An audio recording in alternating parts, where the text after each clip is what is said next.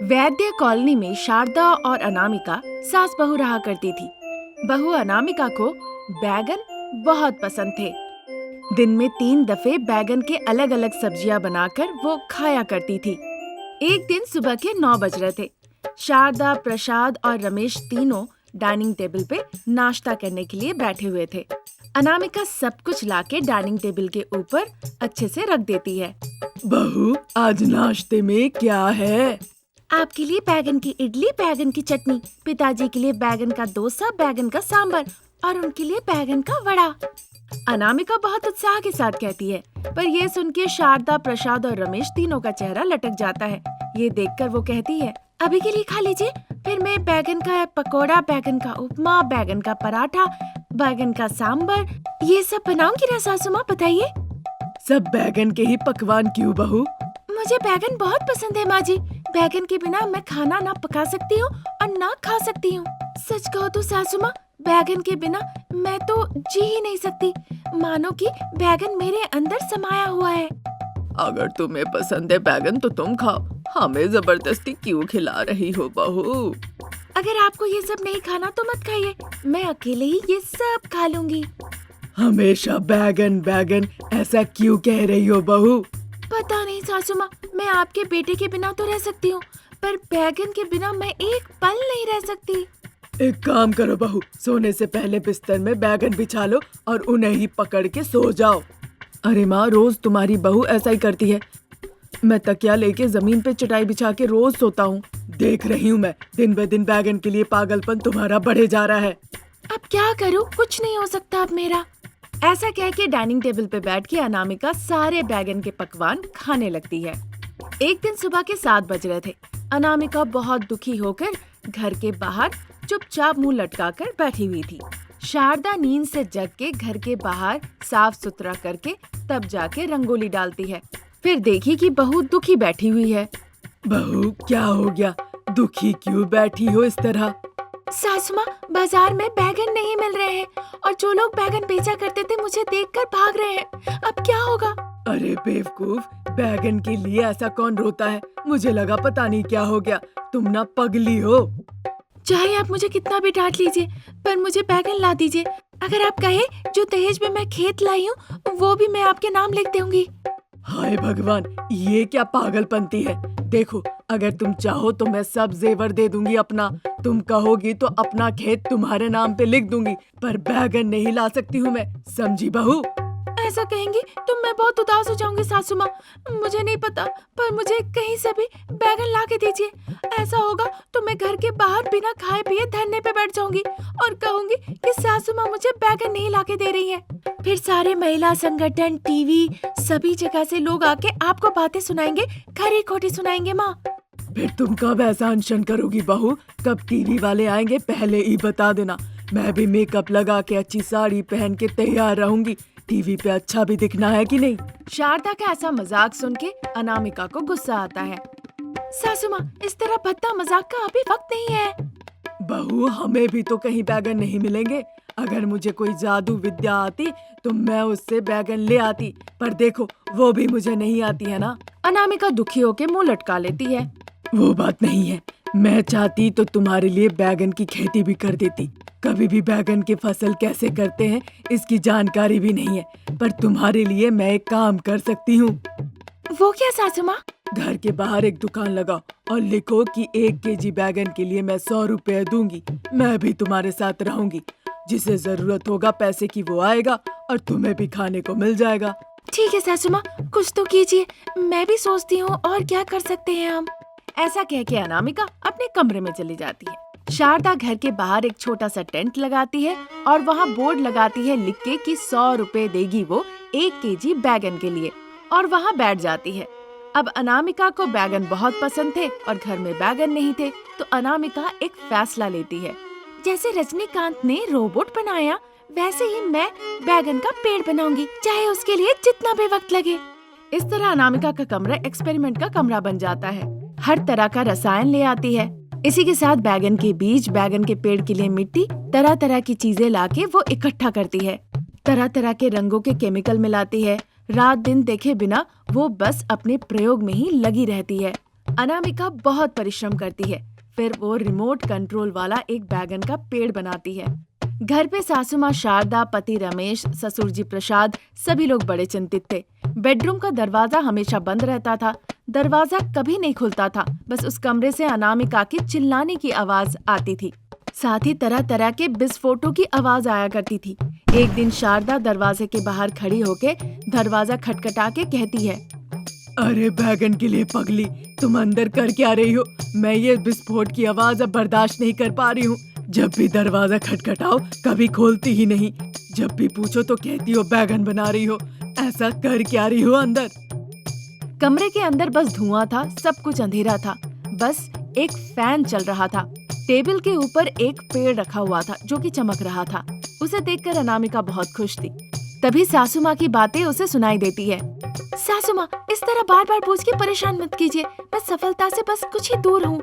जैसी सफलता मिल जाएगी मैं बाहर आके वो दिखाऊंगी, जिसे देखकर आप लोग शॉक हो जाएंगे। बाहर आके हमें करंट से ही शॉक दे दो बहू, वही बेहतर है। कम से कम बाहर तो निकल आओ। अनामिका सासू माँ की बातों पे गौर ना करते हुए वो अपने प्रयोग में व्यस्त हो गई। जैसे ही वो रिमोट दबा रही थी उसे बैगन मिल रहे थे। बिल्कुल वैसे ही बैगन जैसे मिट्टी में फलते हैं। कोई फर्क नहीं था, बिल्कुल हमारे देसी बैगन की तरह थे। फिर सफलता और गर्व के साथ अनामिका कमरे से बाहर निकल आती है और सभी को उस बैगन के बारे में वो समझाती है। अरे बाप रे, बहू तो साइंटिस्ट निकली। शारदा बहुत उत्साहित होती है। उधर अनामिका दिन में 3 दफे अलग अलग बैगन की सब्जियां बनाकर मजे से खाकर जिंदगी गुजारती है। एक गांव में शारदा और अनामिका सास बहू रहा करती थी। उन दोनों के पति प्रसाद और रमेश की एक दुर्घटना में अचानक से मृत्यु हो जाती है। इस दुख से शारदा सहियाग्रस्त हो जाती है। इलाज के लिए अनामिका दिहाड़ी मजदूरी का काम करती थी, पर पैसे पर्याप्त नहीं होते थे, जिस वजह से अनामिका बहुत दुखी रहती थी। उसे दुखी देखकर एक दिन शारदा कहती है, सुनो बहू, अगर बुरा नहीं मानोगी तो मैं तुमसे एक बात कहूंगी। सुनूंगी सासू माँ। वृद्धाश्रम जाने के अलावा और मेरी दूसरी शादी के अलावा जो भी कहेंगी मैं चुपचाप सुनूंगी। मुझे पता है जब तक ये दवाइयाँ है तब तक मैं जिंदा रहूंगी, लेकिन तुम्हें दवाइयों के लिए इस तरह परेशान नहीं देख सकती। तो क्या करेंगी? मैं दवाइयाँ नहीं लूंगी। फिर अपना तबीयत खराब करके आप मुझे छोड़ के पिताजी के पास चली जाना चाहती है। आपकी यही परिकल्पना है ना माँ जी? ऐसी बात नहीं बहू। सासू माँ, आप मुझे वादा कीजिए, ये सब सोच के आप बीमार नहीं पड़ेंगी। मुझे परेशान मत कीजिए। कैसे भी करके मुझे आपको जीवित रखना ही होगा। नहीं नहीं बहू, मुझे तुम्हें ठेस पहुंचाने का इरादा नहीं था। देखो, मैं पत्नी रूप में, माँ रूप में मुझे बहुत प्यार मिला, पर तुम्हें क्या मिला? आज नहीं तो कल मैं मर ही जाऊंगी, है ना? पर तुम मेरे लिए अपनी कीमती जीवन क्यों बर्बाद कर रही हो? बताओ बेटा, बताओ। ठीक है सासू माँ, आपकी तबीयत ठीक हो जाने के बाद मैं दूसरी शादी कर लूंगी। ऐसा कह के वो वहाँ से चली जाती है और बाहर जाके बैठ जाती है। शाम होने के कारण मौसम ठंडा था। अब दिहाड़ी मजदूरी करके उसे अच्छे पैसे नहीं मिल रहे थे, इसीलिए सोचने लगी कि और किस तरह से वो पैसे कमा सकती है। छोटी मोटी चोरी करके उसे बेचने का ख्याल उसके दिमाग में आता है। वो सोचती है आज रात ही ये सब करना होगा।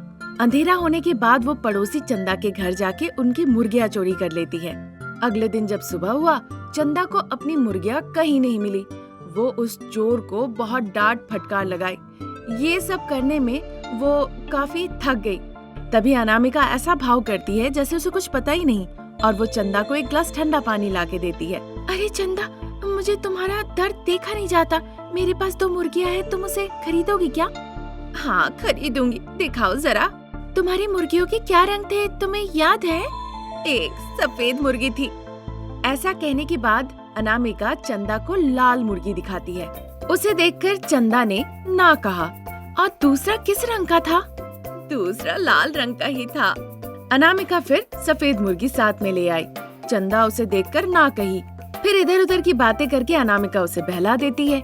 फिर उसे उल्लू बना के 2000 रुपए में वो चांदनी को मुर्गियाँ बेच देती है। बाद में चंदा उन दोनों मुर्गियों को देखकर बड़ा आश्चर्य होती है। तभी उनके पड़ोसी रमनी बाहर चिल्लाते हुए निकल आती है। उसके हाथ टूट जाए, उसके पैर टूट जाए, मेरा आयरन स्टोव चोरी कर लिया, मुंह में कीड़े पड़े। अनामिका रमनी की ऐसी बातें सुन के बहुत हंसती है और फिर उस आयरन स्टोव को पेंट करके उसके पास लेकर आती है। अरे रमनी मौसी, आखिरकार चोर ने आपका लोहे का स्टोव चोरी कर लिया। अब आप कैसे खाना पकाएंगी? अब 2000 के लिए मुझे शहर जाके स्टोव लाना होगा। ऑटो के पैसे मिला के आप मुझे 2500 रुपए दे दीजिए, मैं आपको नया स्टोव देती हूँ। रमनी अंदर जाके पैसे लेके वो अनामिका के पास लौट आती है। अनामिका पैसे लेकर रमनी को स्टोव दे देती है। इस तरह अनामिका धीरे धीरे पैसे इकट्ठे कर लेती है। अब आस पड़ोस के गांव में भी बड़ी बड़ी घड़ियां, फ्रिज, टीवी, एसी, बिस्तर, इस तरह से वो चोरी करना शुरू कर देती है। तभी अचानक से ये बात पूरे गांव में फैल जाती है कि सुभद्रा के घर में एक हीरा है। ये बात अनामिका तक पहुंचती है। फिर वो सोचती है ज्यादा देर करना ठीक नहीं होगा। वो जल्दी से जाती है उसके घर उस कीमती हीरे को चोरी करने के लिए। अगले दिन ही अनामिका उस हीरे को लेकर शहर के एक बड़े से सोनार के दुकान में जाती है। सोनार उस हीरे को देखकर बिल्कुल आश्चर्य रह जाता है। आपको कितना चाहिए मैडम? आप बताइए कितना दे सकते हैं? 3। कहिए आपके पास पैसे नहीं है, मैं किसी दूसरे दुकान में चली जाऊंगी। 3 क्या 30 के ग्राहक हैं। मुझे लगा था आप बड़े मालिक हैं। फिर तुम ही बताओ अनामिका। 3 नहीं 7 देना पड़ेगा। 7 तो नहीं, 5 में तुम दे दो। मुझे 3 में मंजूर नहीं, आपको 7 में मंजूर नहीं, 5 फाइनल। हाँ ठीक है अनामिका, 5 में फाइनल कर दो अब तुम। ऐसा कह के दुकान मालिक अंदर जाते हैं और एक बड़े से बैग में पैसे भर के लाके अनामिका के सामने रख देते हैं। पहली बार मैं 5 लाख रुपए देख रही हूँ, ईश्वर की पूजा करनी पड़ेगी। दुकानदार बड़े आश्चर्य होते हैं। तुमने 5 कहा, 5 लाख? आपको 5000 लगा? फिर दुकान के मालिक कुछ कहा नहीं, बैग से 5 लाख रुपए निकाल के उसके हाथ दे देते हैं। अनामिका वो पैसे लेके वहाँ से चली जाती है। फिर उसे देखकर दुकानदार कहता है, देख के लग रहा महिला बहुत चालाक है, पर क्या फायदा, अपनी जुबान के कारण इसने 5 करोड़ रुपए खो दिया। ऐसा कह के मुस्कुराता है। फिर कुछ दिनों के बाद ताकि किसी को शक ना हो, इसीलिए अनामिका अपने घर पर ही सेकंड हैंड चीजें बेचने लगती है। आइए बाबू आइए, अनामिका के सेकंड हैंड सेल में आइए। कूलर, फ्रिज, अलमारी, डबल कॉट और सिंगल कॉट भी है। सोफा, प्लास्टिक के चेयर, जो कुछ आपको चाहिए कम भाव में, उसे लेने के लिए अनामिका के सेकंड हैंड सेल में आइए। आइए बाबू आइए, आइए माँ जी आइए। इस तरह से अनामिका अपना सेकंड हैंड सेल अपने घर के सामने लगा देती है। वो गेट के पास खड़े होके हाथ में माइक लेके चिल्ला चिल्ला के कहती है।